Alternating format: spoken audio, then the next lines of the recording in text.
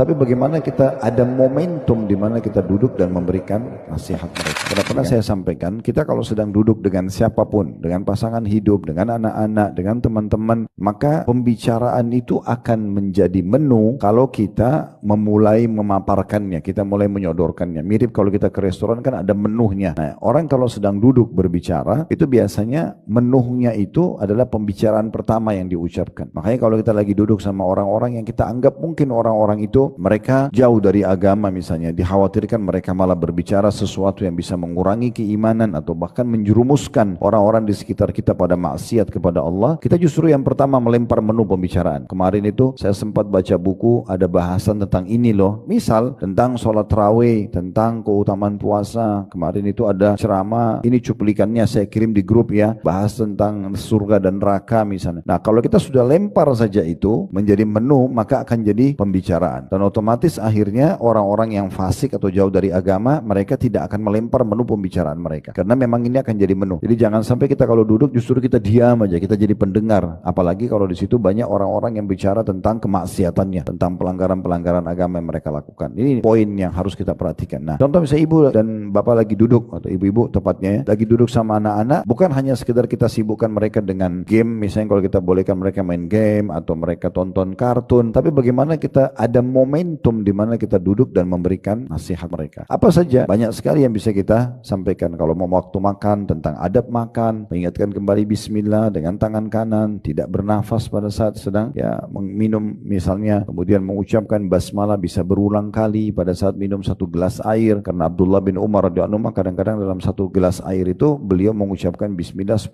sampai 11 kali karena ingin meraih pahala bismillah, kemudian dilepaskan alhamdulillah, nanti kalau ngobrol habis itu mau minum lagi baca bismillah lagi, karena walaupun sekali sudah cukup dengan satu gelas itu, tapi dia ingin meraih pahala beberapa kali. Momentum seperti ini bisa kita gunakan justru untuk kesempatan menasihatin anak-anak, atau mungkin ada sesuatu fenomena yang sedang terjadi seperti dari jendela kamar rumah kita terlihat hujan lagi turun, kita mungkin bisa mengajarkan doa hujan turun, atau kita coba mentafakur, berpikir bagaimana air hujan itu turun, tidak mungkin kalau tidak ada yang mengaturnya misalnya. Nah, semua itu kita bisa gunakan momentum untuk menasihatin gitu ya secara umum.